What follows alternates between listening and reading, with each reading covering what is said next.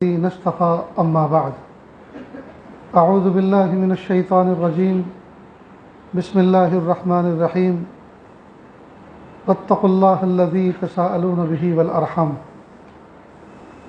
سبحان ربك رب العزة عما يصفون وسلام على المرسلين والحمد لله رب العالمين اللهم صل على سيدنا محمد وعلى آل سيدنا محمد وبارك وسلم اللهم صل على سيدنا محمد وعلى آل سيدنا محمد وبارك وسلم اللهم صل على سيدنا محمد وعلى آل سيدنا محمد وبارك وسلم۔ اللہ رب العزت نے اس پوری دنیا کو دارالاسباب بنایا ہے، یعنی اصل ذات دینے والی کرنے والی اللہ ہی کی ہے، لیکن اللہ رب العزت نے اس دنیا کو ایسا بنایا کہ ایک چیز کے وجود کے لیے دوسری چیز کو ذریعہ بنا دیا۔ مثلا غلہ دینے والی ذات اللہ ہی کی ہے، لیکن اس اللہ نے زمین کو جوتنا، اس کو بونا، اس میں کھاد پانی ڈالنا غلے کی افزائش کے لیے ذریعہ بنا دیا۔ پھل کھلانے والی ذات دینے والی ذات اللہ ہی کی ہے، لیکن اللہ پاک نے پھل کے وجود کے لیے درخت کو سبب بنا دیا۔ اسی طرح اولاد دینے والی ذات اللہ ہی کی ہے، چنانچہ بغیر ماں اور بغیر باپ کے اللہ پاک نے حضرت آدم علیہ السلام کو پیدا کیا، لیکن آگے اللہ پاک نے ماں باپ کے وجود کو اولاد کے ملنے کا سبب اور ذریعہ بنا دیا۔ تو یہ دنیا دارالاسباب ہے۔ اس اسباب کی دنیا میں جہاں اللہ پاک نے ایک کو دوسرے کے ساتھ جوڑا، ایک ضرورت کو دوسری چیزوں کے ساتھ وابستہ کیا، اسی طرح اللہ پاک نے اولاد کے وجود کے لیے ماں باپ کو جوڑ دیا، سبب بنا دیا۔ اب اس ماں باپ کے بارے میں اللہ پاک نے قرآن پاک میں، اور اس رشتے کے بارے میں اللہ پاک نے قرآن پاک میں بہت واضح طور پہ فرمایا واتقوا اللہ الذی تساءلون بہ والارحام، اور اس اللہ سے ڈرو جس کا تم نام لے لے کر بات کرتے ہو، کام نکالتے ہو۔ جی یعنی کئی مرتبہ کیا کرتے ہیں؟ بھائی اللہ کے واسطے یہ کام کر دو، بھائی اللہ تعالیٰ تمہیں بڑی جزائے خیر دیں گے، اللہ کے لیے تم ہمارا اتنا کام کر دو، تو اللہ کے واسطے بناتے نہیں۔ بھائی اللہ کے لیے رشتہ ہو جانا چاہیے، ہمارا بڑا دل ہے کہ اس خاندان میں ہمارا رشتہ ہو، اللہ کا نام لے لے کر، اس کا سوال کر کر کے، اس کو واسطہ بنا بنا کے اپنے کام بناتے ہیں، اور جب اس کی فرمانبرداری آتی ہے تو بھول جاتے ہیں۔ اسی کا نام لے لے کر بھیک مانگتے ہیں، اسی کا نام لے لے کر کام بناتے ہیں، اور جب اس کی فرمانبرداری کا معاملہ آتا ہے تو بھول جاتے ہیں۔ اس کے بارے میں اللہ نے فرمایا واتقوا اللہ، اس اللہ سے ڈرو جس کے بارے میں تم سوال کرتے ہو، جس کا واسطہ بنا بنا کے لوگوں سے سوال کرتے ہو۔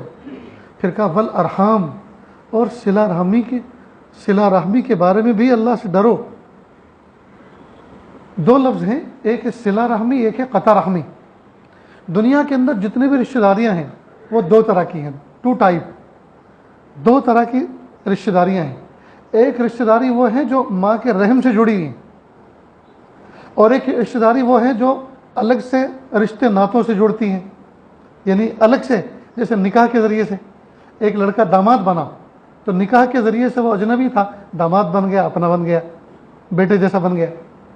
ایک لڑکی بہو بنی، نکاح کے ذریعے سے وہ اجنبیہ تھی، الگ کسی آدمی کی بیٹی تھی، لیکن ہمارے گھر کی فرد بنی، ساس سسر کے لیے بیٹی جیسی بنی نکاح کے ذریعے سے۔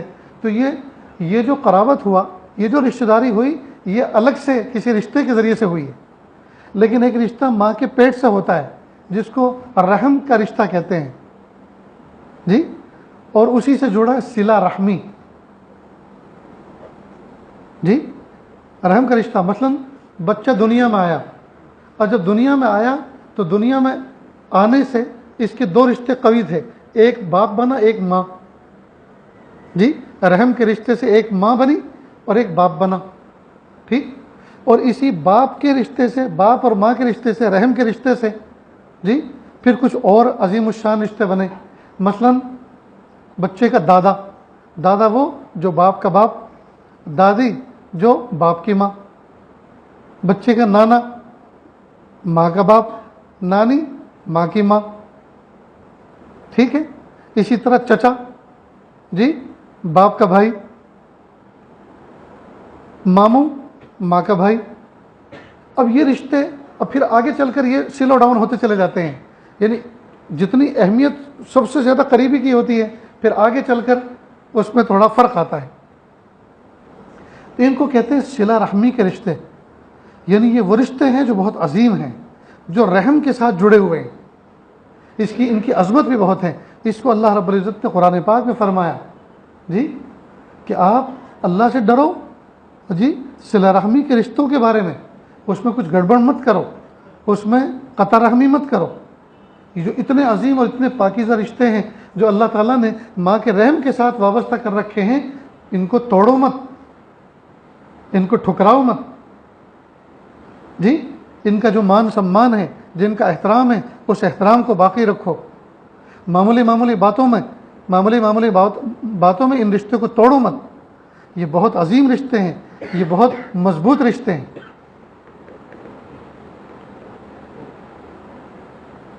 نیز اللہ رب العزت نے یہی جو رشتہ ہے، ان رشتوں میں سب سے اہم رشتہ ماں اور باپ کا رشتہ ہے. ماں اور باپ کا رشتہ ہے. اصل تو پیدا کرنے والی ذات اللہ ہی کی ہے. مجھے اور آپ کو اللہ ہی نے پیدا فرمایا، لیکن جن کو سبب بنایا، جو سبب اول ہیں دنیا میں آنے کا، وہ اور ماں اور باپ ہیں. یہ سبب بنے نا ہمارے وجود کا. تو جو دنیا میں آنے کے ہمارے وجود کا سبب بنے وہ کتنے عظیم. اللہ اکبر. اللہ نے ان کے حقوق رکھے ہیں. آج عجیب بات یہ ہے کہ ماں باپ کے بارے میں جو اللہ پاک نے حقوق رکھے ہیں، جتنے حقوق ہیں ان کو نہ جاننے کی وجہ سے اتنا ہی ان کو پامال کیا جا رہا ہے. تو تڑاک سے بات کرنا، ابے تبے سے بات کرنا، دھتکار دینا، جھڑک دینا، ان کو ذلیل کر دینا، ایسی کڑوی کسلی کہہ دینا جس کی وجہ سے ماں باپ کا دل چھوٹا ہو جاتا ہے، منہ لٹک جاتا ہے. دوسرے لوگوں کے سامنے، دوسرے بچوں کے سامنے وہ شرمندہ ہو جاتے ہیں.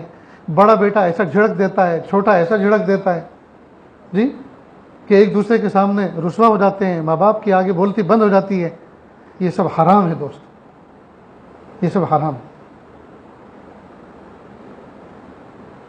تو اللہ رب العزت نے اس دنیا میں ہمیں پیدا تو کیا، اور پیدا کرنے کے بعد اللہ رب العزت نے اس دنیا میں ہمیں کس طرح سے زندگی گزارنی ہے، کتنے دن گزارنی ہے، اور کس طرح سے گزارنی ہے، اور کس طرح سے اس کو بہترین کر کے اللہ کے سامنے پیش کرنی ہے، اس کے احکام بھی بیان فرمائے. اس کے احکام بھی بیان فرمائے.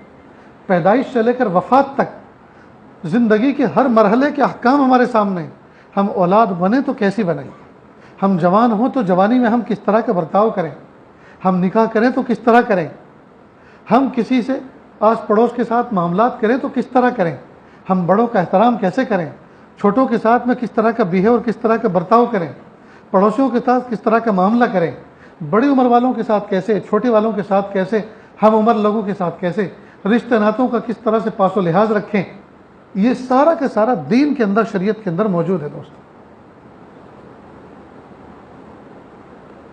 آج جو دنیا جہنم کا نمونہ بنی ہوئی ہے، اس کی بنیادی وجہ یہ ہے کہ شریعت کے جو موٹے موٹے اصول ہمیں بتائے گئے ہیں، ہم ان سے بھی ناواقف ہیں، ان کو بھی نہیں جانتے.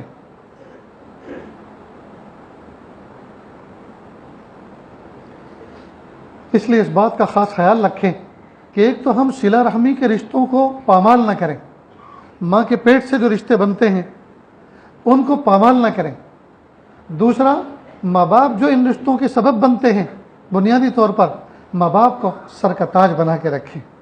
ان کے سامنے اپنی نگاہوں کو جھکا لیں، ان کے سامنے اپنے بازو کو جھکا لیں، ان کے سامنے تواضع اختیار کریں، ان کے سامنے اکڑ کے نہ بیٹھیں، ان کے سامنے پیر پہ پیر نہ چڑھا کے بیٹھیں، ان کے سامنے ایسی بیہودہ کوئی بات نہ کریں جو ان کے مرتبے اور وقار کے خلاف ہے. ان کے سامنے کوئی ایسی مذاق بھی نہ کریں، ایسی مزاح بھی نہ کریں جو ادب اور وقار کے خلاف ہے. مجھے اچھی طرح سے یاد ہے، دورالے کے اندر جو ہمارا اصل گاؤں میں وطن ہے، فجر کی نماز کا موقع تھا اور سب لوگ اتنے کھانسے کہ مت پوچھو. فجر کے بعد میں نے کچھ بیان کرنا شروع کیا، اس میں بھی اس نے کھانسنا شروع کیا. لوگوں نے. تو میں نے ذرا سا سختی سے کے ساتھ یہ کہا کہ اور بیڑی پیو اور حقے پیو. اب دین کی بات میں کر رہا ہوں اور سارے کے سارے ڈسٹرب کر رہے ہیں. کوئی بات کہی, خیر یہ بات میں نے کہہ دی اور بات آئی گئی ہوگی, لوگوں نے سن لی. کچھ دن کے بعد ہماری بیٹھک میں کوئی ملنے والے آئے. والد صاحب کا نام جمیل تھا. کہا بھائی جمیل حقہ نہیں پی رہے, حقہ کہاں ہے؟ کہا حقہ تو میں نے چھوڑ دیا. وہ کیوں؟ کہا بیٹا تو اس کے خلاف ممبر پر بیٹھ کے تقریر کرتا ہے اور باپ ہی اس کی مخالفت کرے, باپ ہی اس پہ عمل نہ کرے تو اس کی بات پہ عمل کون کرے گا؟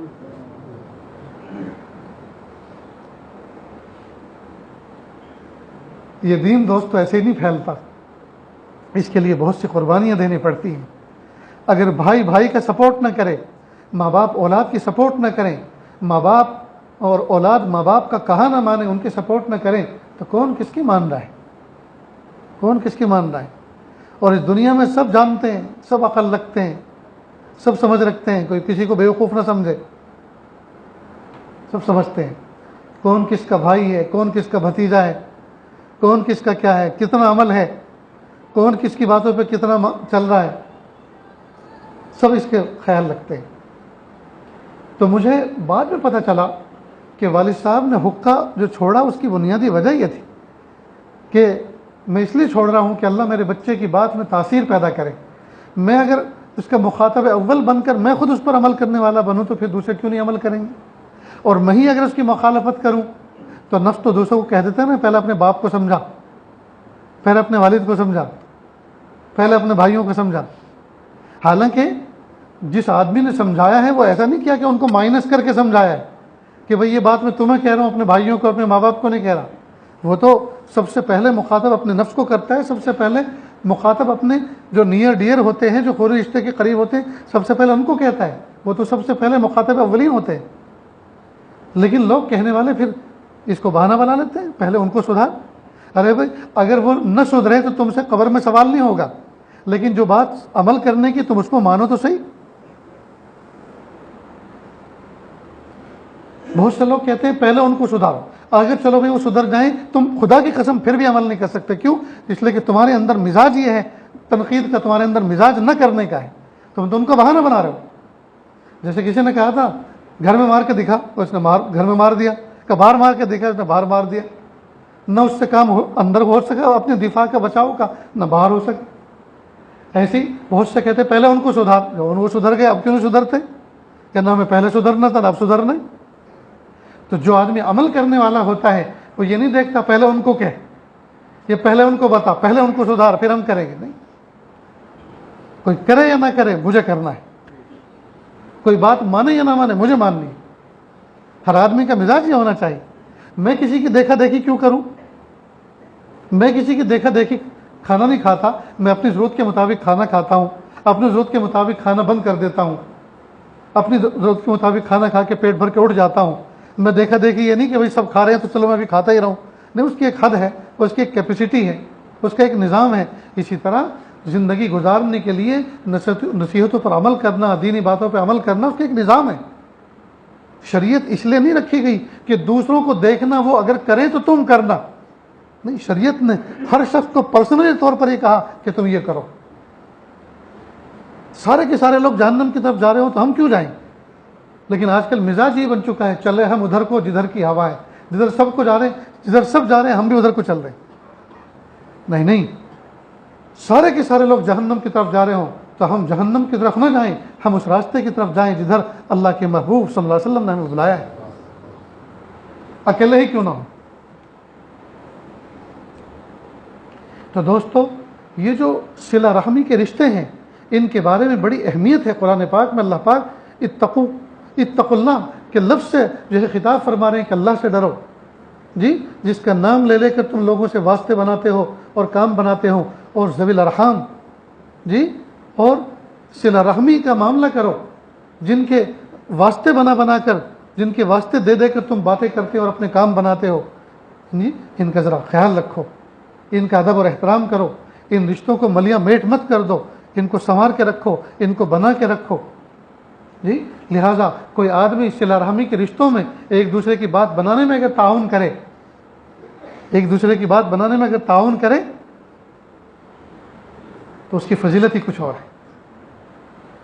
مجھے یاد پڑتا ہے میں اپنے والد صاحب کے ساتھ کسی گاؤں میں گیا تھا، پوری ڈیٹیل میں آپ کے سامنے نہیں بتلاتا، اس میں میری کچھ مصلیت ہے۔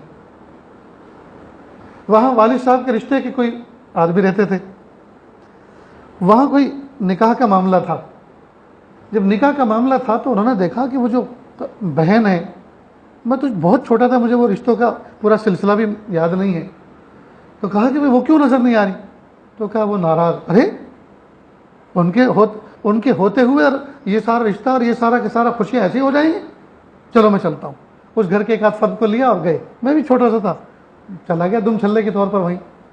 تو دیکھا کہ وہ جو بڑھیا، وہ جو رشتے میں بہن تھی، کون تھی؟ بوڑھی تھی، اور وہ بالکل نہا دھو کر، کپڑے صاف ستھرے پہن کر، لیپ پوت کر، چولہے کو پوتا لگا کے ایسے بیٹھی ہوئی تھی جیسے واقعی کوئی مہمان آئیں گے اور ہمیں منا کے لے جائیں گے۔ تو پہلے لوگ اگر آپس میں من مٹاؤ بھی ہو جاتا تھا، دوری بھی ہو جاتی تھی، تو وہ کوشش کرتے تھے کہ کوئی نہ کوئی تو آئے گا جو ہمیں منا کے لے جائے، اور لوگ مناتے تھے۔ اور اب تو حال یہ ہو گیا کہ اب تو وہ لوگ ہی نہیں رہے جو منا کے ایک دوسرے کے مسافے کرائیں۔ ہائے کتنی بری بات ہے، اور وہ کتنے پیارے لوگ ہیں جو آپس میں اس طرح سے صلہ رحمی کے رشتوں کو جوڑوا دیں۔ چنانچہ جب گئے تو کہا رے گھر میں خوشی ہو رہی ہے، گھر میں شادی ہو رہی ہے، اور تم اکیلے کیسے ہو سکتا ہے؟ ہاں بھیا جیسے تم کہو گے ویسے کرو، فوراً چلے گئے۔ معلوم ہوا ہر انسان کے اندر ایک صلاحیت ہے کام کے کرنے کی، لیکن کئی مرتبہ ہمت کمزور پڑ جاتی ہے۔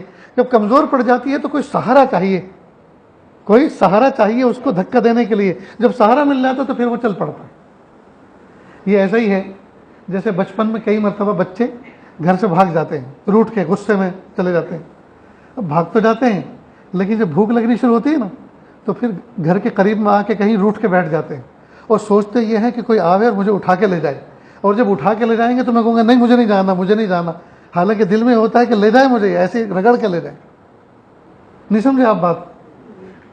آپ سمجھے ہو یا نہ سمجھے ہو، لیکن تم نے سب نے یہ کام کر رکھے ہیں۔ ہوتا تھا کہ نہیں بچپن میں ایسے ہی کہ روٹ کے چلے گئے، اب بھوک لگی، وہ بھاگ کے چلے تو آئے، گھر سے روٹ کے چلے آئے تو آئے، گالی گلوچ کر کے چلے آئے، کچھ نقصان کر کے چلے آئے، گملہ پھوڑ کے چلے آئے، جی برتن توڑ کے چلے آئے، جی۔ لیکن اب ماں کے گھر کے سوا گھر ہے کس کا؟ باپ کے گھر کے سوا سہارا ہے کس کا؟ لہٰذا گھر کے قریب میں کسی ایسے کونے میں کہیں آ کے چبوترے پہ بیٹھ جائیں گے اور منہ بنا کے، تاکہ کوئی آئے اور ڈھونڈ تو مچتی ہے اور اٹھا کے لے جائے، اور جب کوئی اٹھا کے لے جائے تو میں کہوں گا کہ نہیں مجھے بالکل نہیں جانا، لیکن دل یہی کہتا ہے کہ ہاں اسی طرح سے لے کے جاؤ، کیونکہ میرے گھر کے سوا میرا کوئی چارہ نہیں ہے۔ ٹھیک اسی طرح یہ جو صلہ رحمی کے رشتے ہیں، کئی مرتبہ ان میں انبن ہو جاتی ہے، اور انبن ہو جاتی ہے تو ہر ایک آدمی کے اندر اتنی صلاحیت اور کیپیسٹی نہیں ہوتی کہ وہ خود جا کے سوری کر لے، معافی مانگ لے کہ بھائی وہ بچوں کے بارے میں لڑائی ہو گئی تھی، بچوں کا بات الگ ہے، ہم بڑے ہیں، اگر ہم بھی بچوں کی بات پر آ کر آپس میں ایک دوسرے سے روٹ کے بیٹھ جائیں گے تو پھر دنیا چلے گی کیسے؟ اس لیے بھائی ہمیں بھی معاف کرو اور بچوں کو بھی معاف کرو۔ ایسے حوصلے نہیں ہیں لوگوں میں، حالانکہ ہونے چاہیے۔ جب ایسے حوصلے نہیں ہیں تو پھر وہ کسی سہارے کا انتظار کرتے ہیں کہ کوئی سہارا بنے، کوئی تو بنے ایسا جو ملا دے۔ اور دوستو ایسے ہر خاندان میں افراد ہونے چاہیے، اور جو بڑی عمر کے لوگ ہیں ان کو اس بات کو نبھانا چاہیے کہ وہ چھوٹے آپس میں جو ناراض ہو کر ایک دوسرے سے منہ اور گردن پھرائے ہوئے ہیں وہ آپس میں مسافے کرائے ہوں، کسی نہ کسی بہانے سے، کسی نہ کسی موقع سے ان کو آپس میں جوڑ دیں۔ اور اللہ تعالیٰ کو یہ چیز بہت پسند ہے دوست، اللہ تعالیٰ کو یہ چیز بہت پسند ہے۔ لیکن دیکھا یہ جا رہا ہے کہ اب رشتہ داریاں ٹوٹی جا رہی ہیں، خاندان کے خاندان ٹوٹے جا رہے ہیں، اور اتنے قریبی رشتے، اتنے قریبی رشتے جن کے میں کوئی انگلی رکھنے کی گنجائش نہیں ہو، ایسے ایسے رشتے ٹوٹ رہے ہیں، نہیں شریک ہو رہے خوشی اور غمی میں، نہیں ایک دوسرے کو دیکھنا چاہ رہے ہیں، نہیں ایک دوسرے کی خوشی چاہ رہے ہیں۔ یہ دوستو قیامت کا قرب ہے، یہ قرب قیامت کی علامت ہے۔ اس لیے ہمیں چاہیے کہ ہم اللہ تعالیٰ سے یہ صلاحیت مانگیں، یہ اللہ ہمیں بھی جڑنے والا بنا اور ہمیں جوڑنے والا بنا، ہمیں خود بھی جڑنے والا بنا اور ہمیں ایک دوسرے کو جڑوانے والا بنا، یعنی ہمیں سبب کے طور پہ قبول فرما۔ اور دوسری بات یہ دوستو، اپنے ماں باپ کے بارے میں بہت زیادہ خیال رکھیں، ماں باپ کی نافرمانی نہ کریں، ماں باپ کی نافرمانی نہ کریں۔ ماں باپ بہت عظیم دولت ہے، آسمان کی چھت کے نیچے یہ عظیم دولت ہے۔ اللہ کے محبوب صلی اللہ علیہ وسلم کے پاس ایک مرتبہ ایک صحابی آئے اور کہا اللہ کے رسول صلی اللہ علیہ وسلم میں نے ایسا گناہ کیا ہے، ایسا گناہ کیا ہے، ایسا گناہ کیا ہے کہ میں آپ کے سامنے اس کو کہہ نہیں سکتا، یعنی میں جل جاؤں، کوئلہ ہو جاؤں، خاک ہو جاؤں، یہ زیادہ بہتر ہے اس بات سے کہ وہ بات میری زبان پر آئے۔ یعنی مفہوم ہے یہ کہ اللہ کے محبوب صلی اللہ علیہ وسلم کے سامنے اپنے گناہ کا تذکرہ کیا، اب میرا کیا حال ہو۔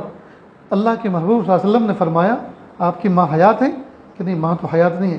کہ خالہ حیات ہے کہ ہاں خالہ، جاؤ ان سے جا کے دعا کروا لو۔ خالہ بھی ماں جیسی ہوتی ہے، خالہ بھی ماں جیسی، ان سے دعا کرا لو۔ اب دیکھیے اس واقعے میں کتنا بڑا سبق ہے۔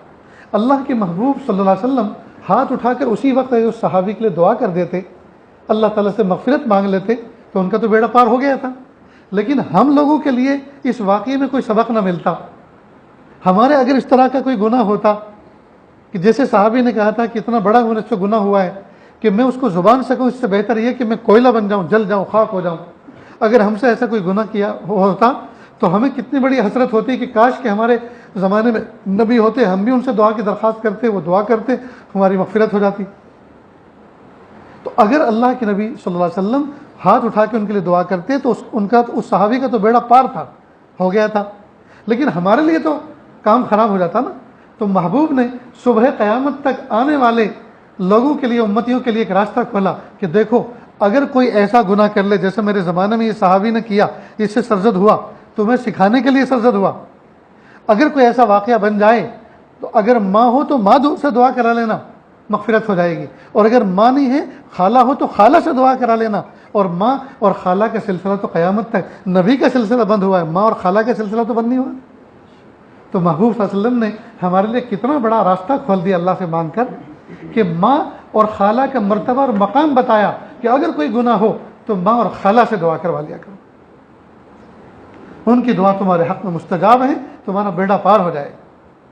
کتنے ہیں دوستو ہم میں بزرگوں کو ڈھونڈتے پھر رہے ہیں، بزرگوں کے پاس لائن لگا کے کھڑے ہیں، ہدیے تحفے لے کے کھڑے ہیں، ان سے دعا کہیں گے، اور سگی ماں گھر میں موجود ہے، سگا باپ گھر میں موجود ہے، جن کی دعائیں بچے کے حق میں 100% قبول ہوتی ہیں۔ اللہ تعالیٰ ان کا مقام ایسا بنایا ہے، پھوٹے منہ سے ماں سے نہیں کہتا اماں دعا کر دو میرا کام بن جائے۔ کیسے ہوتے ہیں ماں باپ کے جذبات؟ باپ بچے کے بارے میں سنو، ایک واقعہ کتاب میں پڑھا تھا۔ باپ نے ایک مرتبہ اپنے بچے سے جو نوعمر تھا یا جوان ہو چکا تھا، اس سے پوچھا، باپ تو بوڑھا ہو گیا تھا، اپنے جوان بیٹے سے پوچھا، بیٹا یہ جو شاخ پہ بیٹھا ہے یہ کیا ہے؟ کہ یہ کوا ہے۔ دکھتا نہیں تمہیں کوا؟ پھر پوچھا بیٹا یہ کیا ہے؟ ابا یہ کوا ہے۔ پھر پوچھا بیٹا یہ کیا ہے؟ کہا تھا نا کہ کوا ہے، کوا ہے، کوا ہے، کوا ہے۔ پھر چوتھی مرتبہ پوچھا اور غصہ ہو گیا، پانچویں مرتبہ پوچھا اور بھڑک گیا۔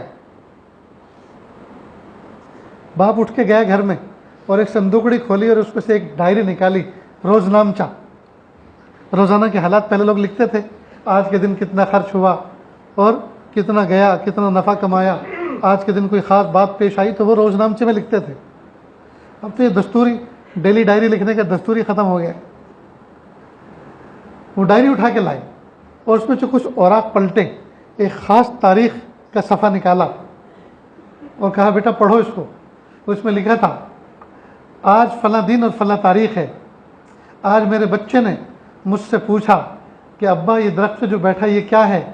تو میں نے اس کو کہا تھا کوا ہے۔ کوا یا بلبل کا واقعہ تھا۔ پھر پوچھا ابو یہ کیا ہے؟ کہ بیٹا یہ بلبل ہے۔ ابو یہ کیا ہے؟ بیٹا یہ بلبل ہے۔ اور جتنی مرتبہ پوچھا تھا، ایک مرتبہ میں نے غصہ نہیں کیا تھا، بلکہ ہر مرتبہ بتانے میں میری شفقت میں اضافہ ہی ہوا تھا۔ جب بھی بچہ پوچھتا تھا اور میں جواب دیتا تھا تو کبھی میرا دل جذبات میں مغلوب نہیں ہوا، غصے میں مغلوب نہیں ہوا، غصہ نہیں آیا کہ کیا دماغ کھا رہا ہے۔ جب بھی پوچھتا تھا میں محبتوں کے ساتھ کہتا بیٹا یہ بلبل ہے، اور ہر مرتبہ میرا منہ میٹھا ہو جاتا تھا، ہر مرتبہ میرے دل میں بچے کی محبت میں اور اضافہ ہوتا تھا۔ بیٹا شرمندہ ہو گیا۔ آج بیٹا تم سے 5 مرتبہ پوچھا اور تم آگ بگولا ہو گئے۔ آج میں نے 5 مرتبہ تم سے پوچھ لیا تم آگ بگولا ہو گئے، اور تم نے بچپن میں مجھ سے 25 مرتبہ پوچھا تھا، لیکن میں آگ بگولا نہیں ہوا تھا، بلکہ میں نے ہر مرتبہ محبتوں کے ساتھ جواب دیا تھا۔ آج ہمارا حال کیا ہے؟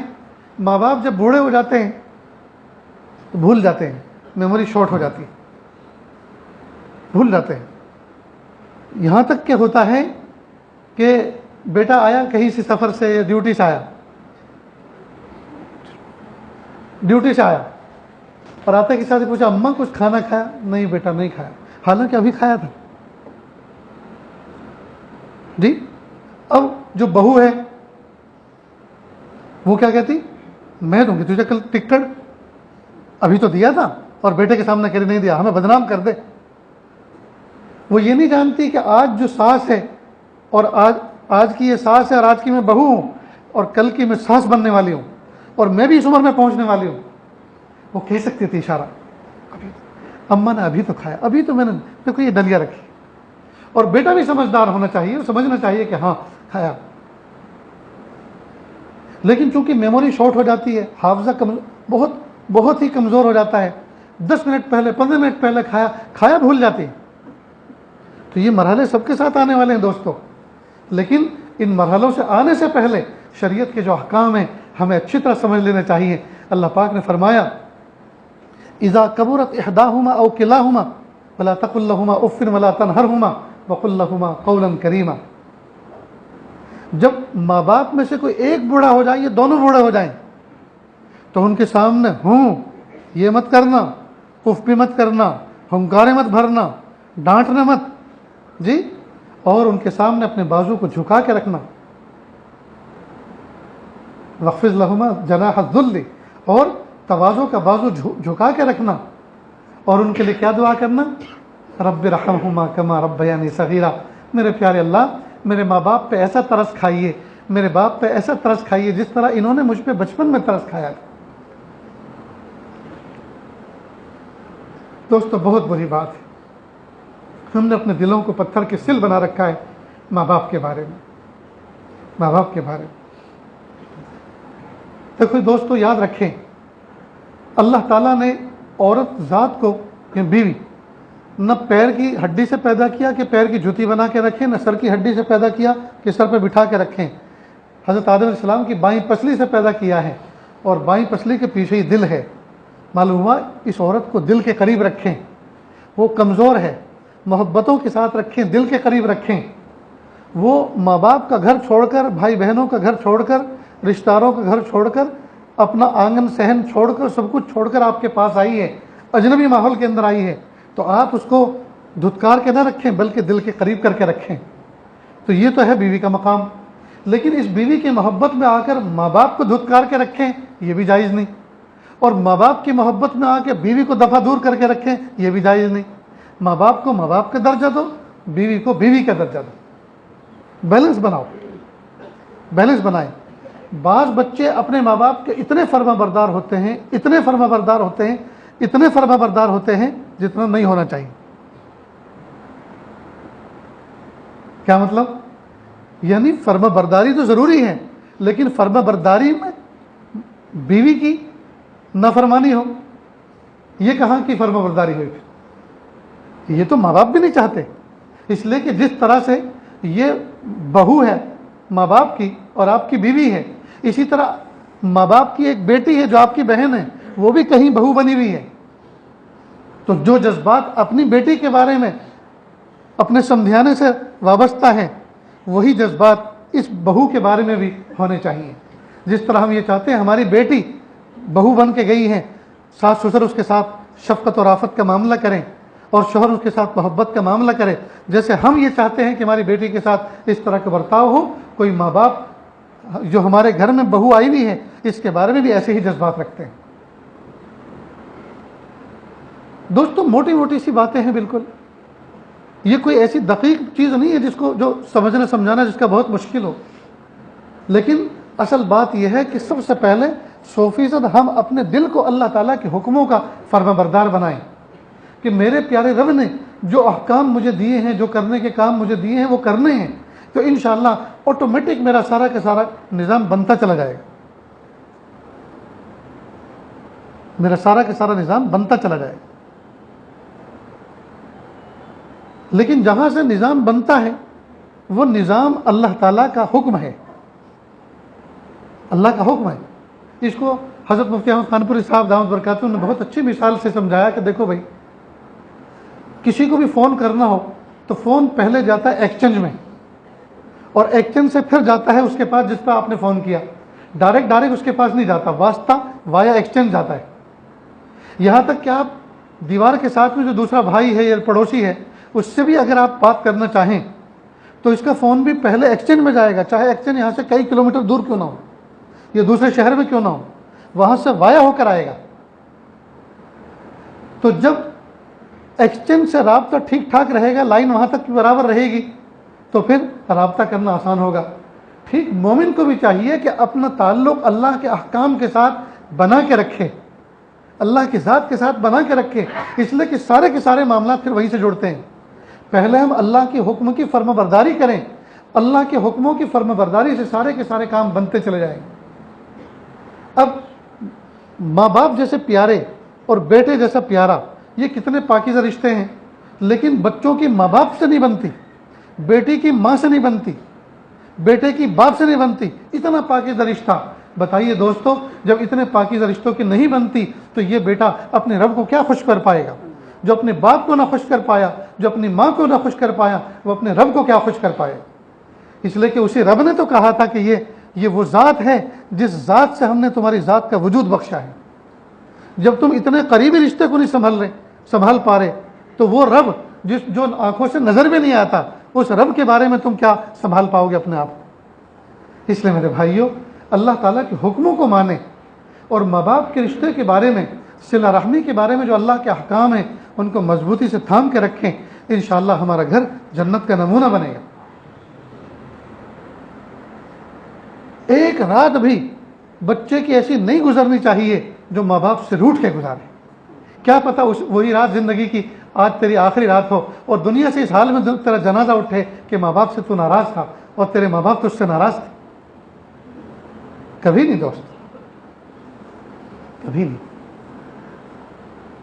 ہمیشہ ماں باپ کا احترام، جب بھی گھر میں جائیں پہلے امی کو، والد کو سلام کریں، تھوڑی دیر ان کے پاس بیٹھیں، کوئی چیز راستے سے ایسی لے کر جائیں جو ان کے لیے، جو ان کی پسندیدہ چیز ہو، چاہے کھانے پینے کی ہو، چاہے استعمال کرنے کی ہو۔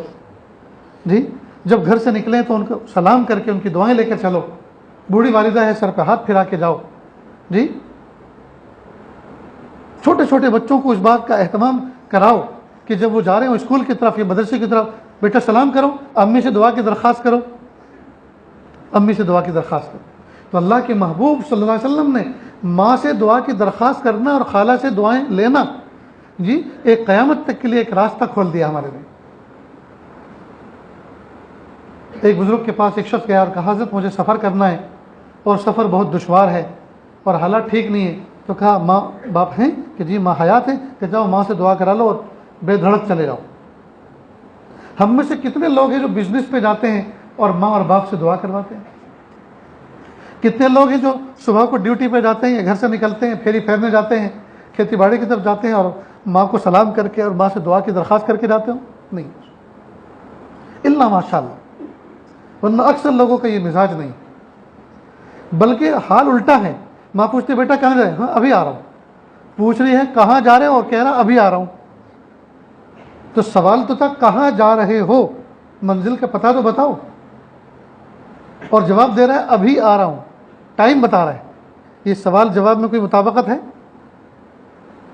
اس لیے کہ جو جا رہا ہے وہ ایسے کام کے لیے جا رہا ہے جو ماں باپ روکیں گے، اس لیے کیوں بتائے گا ان کو؟ یا تو وہ گناہ کا کام ہے یا اللہ کا ناپسندیدہ راستہ ہے، وہاں جا رہا ہے اس لیے نہیں بتا رہا۔ ایسی صحبت میں جا رہے ہیں جن کی صحبت سے ماں باپ جو منع کرتے ہیں، ناپسند کرتے ہیں کہ ان کے ساتھ مت بیٹھو، وہاں جا رہا ہے اس لیے نہیں بتا رہا۔ صاف صاف کہنا چاہیے۔ ہمیں وہ ایک دوست ہے نا فلاں جا رہا ہے، نہیں بیٹا کیوں جا رہے ہو؟ تمہیں پتہ ہے وہ کتنا بگڑا ہوا لڑکا ہے، کیسے کیسے حالات ہیں اس کے پیچھے، کتنا بدنام ہے، چپ چاپ بیٹھو، کوئی جانے کی ضرورت نہیں۔ تو ماں باپ نے روک لیا نا، بد کی صحبت میں مت بیٹھو، اس کا ہے انجام برا، بد نہ بنے تو بد کہلائے، بد اچھا بدنام برا۔ اللہ اکبر کبیر۔ تو دوستو، آج کی اس محفل میں ہم ارادہ کر لیں اس بات کا کہ ہم اپنے ماں باپ کے ساتھ میں محبت کا معاملہ کرنا ہے، اور آج تک ہم نے جتنی نافرمانی کی ہے، ایک مرتبہ دوستو اتنا کام کر لو، اس کے بعد انشاءاللہ ہمت کھل جائے گی، ہمت کھل جائے گی۔ پائتانے جا کے بیٹھ جاؤ، پیر پکڑ لو اور کہا امی اللہ کے لیے مجھے معاف کر دو، امی اللہ کے لیے مجھے معاف کر دو، ابا اللہ کے لیے مجھے معاف کر دو، اور میرے لیے دعا کر دو کہ اللہ میری مغفرت کر دیں اور اللہ تعالیٰ میری بگڑی بنا دیں۔ آپ لوگوں نے میرے لیے کیا کچھ نہیں کیا، 9 مہینے ماں پیٹ میں لیے پھرتی رہی، 2 سال چھاتی سے لگا لگا کے پھرتی رہی، ابا آپ نے میرے لیے کیا کچھ نہیں کیا، انگلی پکڑ کے چلنا سکھایا۔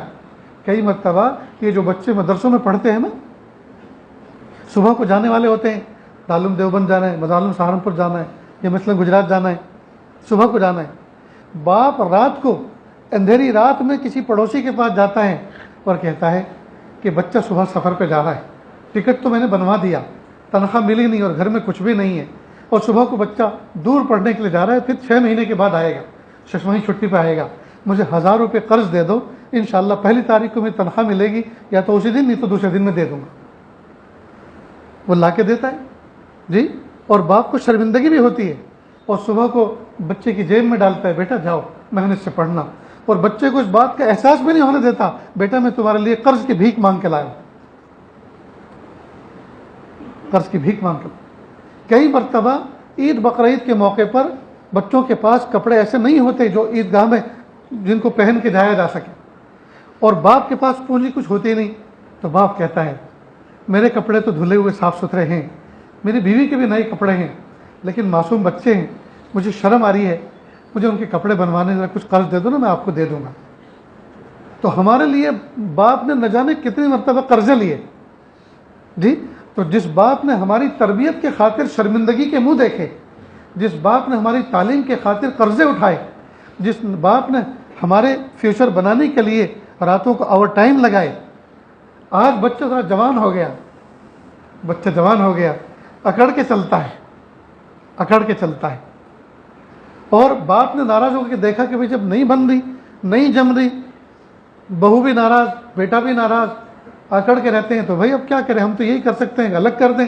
اب الگ کر دیا تو اب کپڑے بھی بہت اچھے، اب خوشبو بھی بہت اچھی، اب کھانا بھی بہت اچھا پک رہا ہے، اسی آنگن میں چولہا جل رہا ہے، اسی سے بگھار کی خوشبو اٹھ رہی ہے، اسی سے جی مسالوں کی خوشبو مہک رہی ہے، لیکن کبھی یہ توفیق نہیں ہوتی کہ سب سے پہلے بوڑھی ماں اور بوڑھے باپ کو سالن نکال کے پیش کر، گرم روٹی ماں کے سامنے باپ کے سامنے پیش کر، امی پہلے تم کھا لو، کل تک تم نے مجھے کھلایا تھا، آج موقع ہے میں آپ کو کھلاؤں، اور زندگی بھر ایسے ہی کھلاؤں گا۔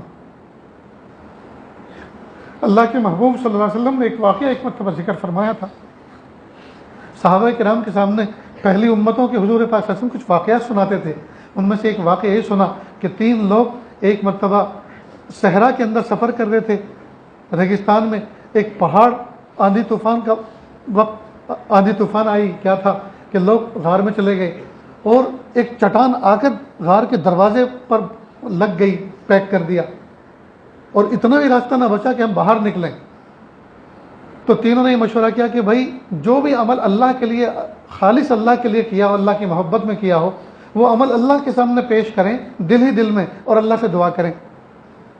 تو ان میں سے 2 لوگوں نے تو اپنا اپنا عمل الگ پیش کیا، ایک نے جو پیش کیا اس میں یہ تھا کہ پیارے اللہ، میں بکریاں چراتا تھا، بوڑھے میرے ماں باپ تھے، بکریاں چراتا تھا، ایک مرتبہ میں تاخیر سے آیا، اور ہمیشہ میرا معمول یہ تھا کہ بکریوں کا دودھ نکال کے پہلے بوڑھے ماں باپ کو پلاتا، سلا دیتا، اس کے بعد اپنے بیوی بچوں کو پلاتا۔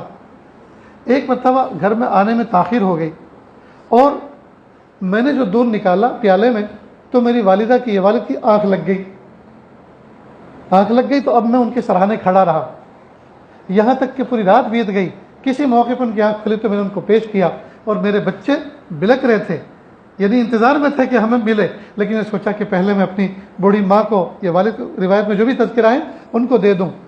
پیارے اللہ، اگر میرا یہ عمل آپ کو پسند آیا تو آپ اس کو کھول دیجیے۔ تو اللہ رب العزت نے اس چٹان کو کھول دیا، اور تینوں کو عافیت کے ساتھ نکلنے کا راستہ مل گیا۔ تو دیکھیے یہ واقعہ اللہ کے محبوب صلی اللہ علیہ وسلم نے اپنی زبان مبارک سے ذکر فرمایا، اپنی زبان مبارک سے ذکر فرمایا. تو ہمیں تو اللہ تعالیٰ سے یہ کہنا چاہیے دعا میں کہ میرے پیارے اللہ، میرے ماں باپ نے بچپن میں کتنی مرتبہ راتیں گزاری ہوں گی، کتنی مرتبہ بیمار ہوا اور اسپتال میں پوری پوری رات جاگ کر ماں نے وقت گزارا. میرے باپ نے اسپتال کا بل چکانے کے لیے پیسے نہیں تھے، نہ جانے کس کس سے قرضہ لے کر یہ بل چکایا.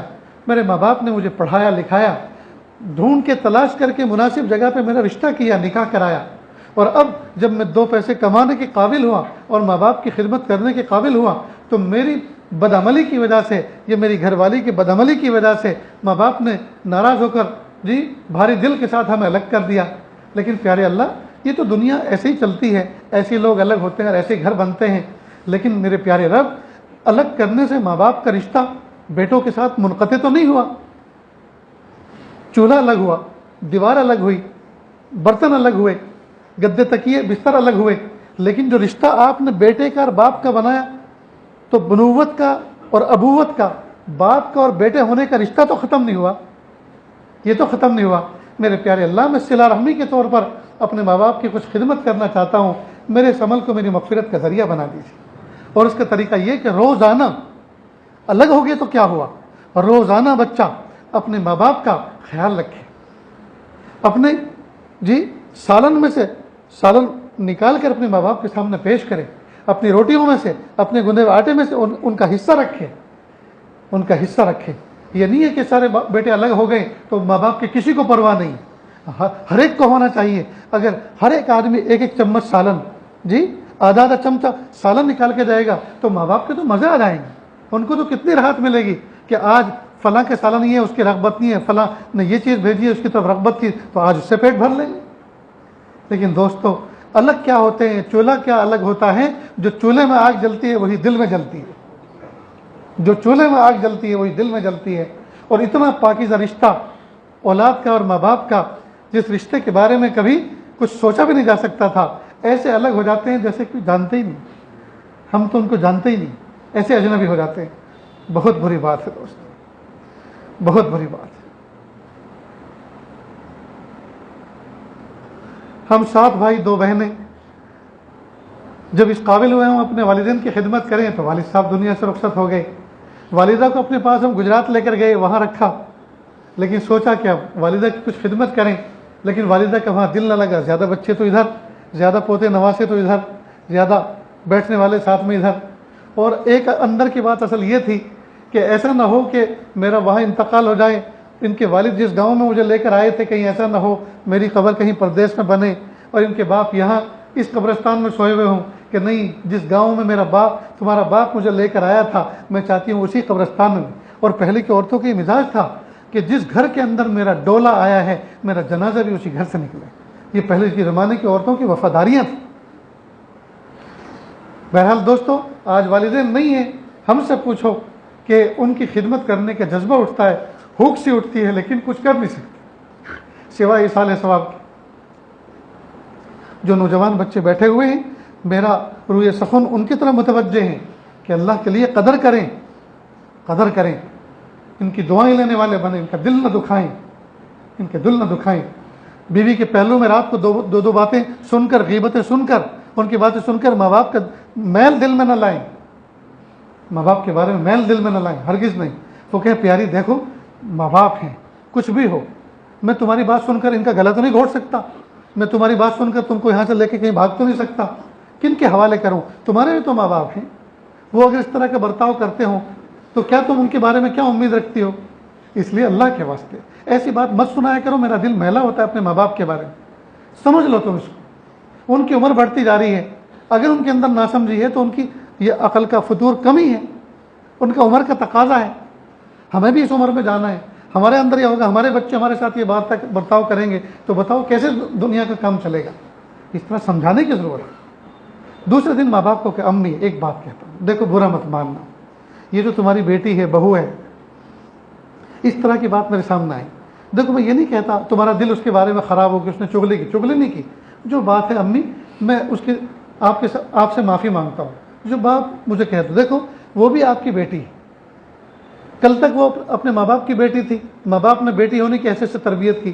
اب وہ یہاں آ کر بیوی بنی، میری آپ کی بہو بنی. اب ماں باپ نے بہو کی حیثیت سے تربیت نہیں کی، وہ تربیت آپ کے ذمے ہے، تو کچھ تربیت وہاں ہوئی، کچھ جو تربیت میں کمی تھی جو باقی ہے وہ آپ پوری کر دیں، بات صاف ہو گئی۔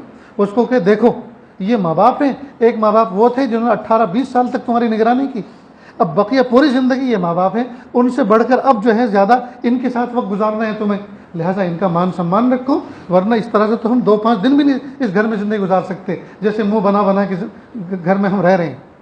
تو دوستو اس طرح سے بات کریں، پھر انشاءاللہ ہمارے معاملات کلیئر ہوں گے۔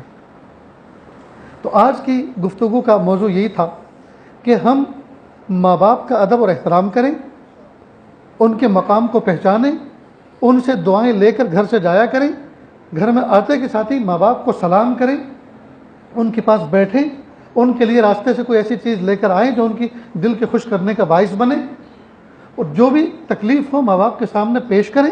ماں باپ کی دعائیں بچوں کے حق میں جنت کی ہوائیں ہوتی ہیں، لہٰذا ان کی دعائیں لینے والے بنے۔ نیز صلہ رحمی کے جو رشتے ہیں ان رشتوں کو نہ توڑیں، ان کا احترام باقی رکھیں۔ اگر کسی طرح سے انبن ہو گئی ہے تو کسی نہ کسی آدمی سے کہیں، ریکویسٹ کریں، بھائی ہمارے آپس میں من مٹاؤ ہو گئے ہیں، آپ کسی طرح سے آپ بیچ میں واسطہ بن کر مسافے کرا دیں، معاملات کو ٹھیک کر دیں۔ اچھی بات نہیں ہے، بچے جوان ہوتے جا رہے ہیں، یہ نفرت پھر ان میں بھی چلے گی۔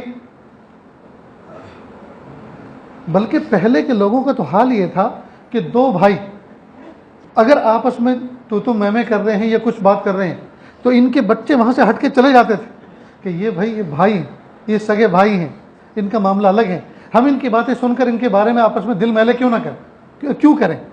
اب وہ کئی مرتبہ آستینیں چڑھا لیتے ہیں، ہمارے باپ کو ایسا کہنا ہے، ہم دیکھ لیں گے۔ ہائے ہائے کتنی بری بات ہے۔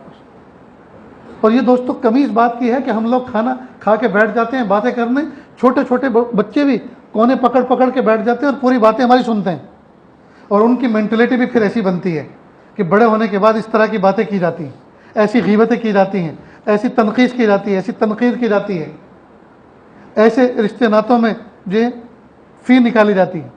یہ ٹھیک نہیں ہے دوست۔ چھوٹے بچوں کو بڑے لوگ اپنی محفلوں میں نہ بٹھائیں، چلو بیٹھ اپنا کام کرو، کتاب پڑھو، مسجد جاؤ، نماز کا وقت ہو رہا ہے قریب، ہم بھی آ رہے ہیں، مثلا اس طرح ہے۔ ورنہ دوستو تربیت تو بگڑ چکی، ان باتوں پہ عمل نہ کرنے کی وجہ سے ہمارے گھر جہنم کا نمونہ تو پیش کر رہے ہیں، اللہ حفاظت فرمائے۔ اور بچوں کو لے کر بیٹھیں، گھروں کے اندر کوئی نہ کوئی کتاب پڑھنے کا معمول بنائیں، گھڑی دیکھ کر روزانہ 5 منٹ کسی کتاب کو پڑھیں۔ اور کتاب پڑھنے کا ایک طریقہ یہ بھی ہے کہ جیسے جیسے موقع اور حالات ہوں اس کے اعتبار سے آپ بہشتی زیور کا وہ حصہ کھولیں۔ مثلا رمضان آنے والا ہے مثال کے طور پر، تو رمضان سے متعلق کتنے مسائل ہیں جی، جو بچے پڑھے لکھے ہیں بیٹا پڑھو بہشتی زیور کا، جی وہ صفحہ کھولو جہاں رمضان کے مسائل ہیں، تاکہ ایمان تازہ ہو جائے، تاکہ مسئلے مسائل کے اعتبار سے ہمارا باطن تر و تازہ ہو جائے، ہم سے کوئی غلطی نہ ہو۔ زکوٰۃ کے مسائل نکالو، حج کے فضائل نکالو۔ حج اگرچہ فرض تو نہیں ہے لیکن فضائل سنیں گے، جی اللہ سے دعا کریں کیا پتہ اللہ پاک حج فرض کر دیں۔ اس طرح سے دوستو گھر کے اندر تعلیم کو زندہ کرو۔ بہت اچھی اچھی کتابیں دارالعلوم دیوبند، مظاہر سہارنپور، آپ ادھر جائیں دائیں بائیں بڑے بڑے کتب خانے ہیں، لاکھوں کی تعداد میں کتابیں موجود ہیں، اکابر مشائخ کی کتابیں خرید کے لائیں۔ ہماری کمائی میں سے 1 پیسہ بھی کتابوں پر خرچ نہیں ہو رہا، کتابیں خرید ہی نہیں رہے۔ جب کتابیں خرید نہیں رہے تو گھر میں کتابیں پڑھی نہیں جا رہی، بہت سے گھر کی تلاشی تو 1 کتاب نہیں ملے گی۔ دوستو کتنی بری بات ہے۔ آج کل کے زمانے میں یہ فیشن بن گیا ہے کہ لوگ اپنے بنگلوں کے اندر ایک چھوٹی سی لائبریری کی جگہ چھوڑ رہے ہیں، اور اغیار کے یہاں تو یہ حال ہے کہ وہ ایک پوجا کا روم بنا رہے ہیں، لیکن اہل ایمان ایک کونا گھر میں ایسا خاص نہیں رکھتے جہاں ہر وقت مصلی بچھا رہے، جہاں قرآن پاک پر رحل اونچی سی جگہ پہ رکھے رہے، رحل پہ قرآن پاک رکھا رہے تاکہ فوراً نماز پڑھیں اور کچھ قرآن پاک کی تلاوت کریں۔ دوستو ہم لوگ کتنے گر گئے ہیں، اپنی نظروں میں بھی گر گئے ہیں، دوسروں کی نظروں میں بھی گر گئے ہیں، اور اخلاق سے کتنے گر گئے ہیں، اور یہ گرنے کی وجہ یہ ہے کہ اسلامی تعلیمات کو ہم نے چھوڑ دیا ہے۔ اللہ تعالیٰ کے احکام کو جی علماء صلحاء کی محفلوں میں بیٹھ کر سنیں، ان کو سمجھیں، اور اس محفل میں بیٹھ کر یہ دعا کریں پیارے اللہ اس محفل میں جو بات کہی گئی ہمیں اس پر عمل کرنا ہے انشاءاللہ۔ شادی شدہ ہوں یا غیر شادی شدہ ہوں، جنہوں نے خاص طور سے وہ نوعمر بچے، چاہے وہ شادی شدہ ہوں یا غیر شادی شدہ ہوں، جنہوں نے اپنے ماں باپ کے ساتھ میں کبھی بھی اونچی نیچ کی بات کی ہے، کبھی بھی ان کا انسلٹ کیا ہے، وہ پہلی فرصت میں ماں باپ کے پائیخانے بیٹھ کر، اگر وہ لیٹے ہوئے ہیں بیٹھے ہوئے ہیں، قریب جا کر اور جھکی جھکی نظروں کے ساتھ کہ امی اللہ کے لیے مجھے معاف کر دو، ابو مجھے اللہ کے لیے معاف کر دو، معافی مانگ لیں، معافی مانگ. اور ماں باپ کو بھی چاہیے کہ وہ سر پہ ہاتھ رکھ کے فوراً کہیں بیٹا ہم نے تمہیں معاف کیا، تو ہماری اولاد ہو، ہمارا خون ہو، یہ کیسے ہو سکتا ہے ہم تم سے ناراض رہیں گے؟ یہ وقتی طور پر ہوتا ہے، تمہاری فلاں بات ہمیں بری لگی لیکن آج ہمارا دل صاف ہو گیا، ہم نے تمہیں معاف کر دیا. اور دعا کرتے ہیں کہ اللہ پاک تمہیں فرمانبردار زندگی گزارنے والا بنائے. تو ماں باپ اس طرح سے کریں اور بچے اس طرح سے کریں گے نا انشاءاللہ. دوسری بات، جن گھروں کے اندر چھوٹے چھوٹے بچے ہیں، سمجھدار بڑے لوگ اس بات کا اہتمام کریں، جب بچے گھر سے باہر نکلیں فوراً کو کہے بیٹا سلام کر کے جاؤ، بایاں پیر پہلے نکالو، بسم اللہ توکلت علی اللہ پڑھو. جب تک گھر کے باہر رہو گے تمہاری بھی حفاظت رہے گی اور گھر کی بھی حفاظت رہے گی اس دعا کی برکت سے. دعا کی درخواست کر کے جاؤ، امی پڑھنے جا رہا ہوں دعا کرنا. دوستو کیسے کیسے حالات ہیں، بچے گھر سے باہر نکلتے ہیں اور زندگی میں پھر واپس نہیں لوٹتے. ایسے ایسے حالات چل رہے ہیں، بچوں کو کڈنیپ کیا جا رہا ہے، گردے نکالے جا رہے ہیں، جی ان کی بلیاں چڑھائی جا رہی ہیں، اور نہ جانے کیا کیا حالات ہیں. اللہ حفاظت فرمائے. اسی طرح گھر میں یہ بھی ماحول ہونا چاہیے کہ گھر کے اندر جو عورت ہے، بیوی ہے، وہ شوہر کو رخصت ہوتے وقت دروازے تک آئے اور ان کو سلام وداع کرے، ان کو دعائیں دے اور وہ بھی سلام کر کے جائے. اس سے محبتیں سلامت رہتی ہیں. کئی مرتبہ شوہر چپل پہن کے ایسے ہی خود ہی نکل جاتا ہے، بیگ ہاتھ میں لے کر، تھیلا ہاتھ میں لے کر، بیوی کو فرصت نہیں ہوتی کہ دروازے تک آئے. دروازے تک جو عورتیں آتی ہیں، شوہروں کے دلوں کے اندر ان کی قدر منزلت ہوتی ہے.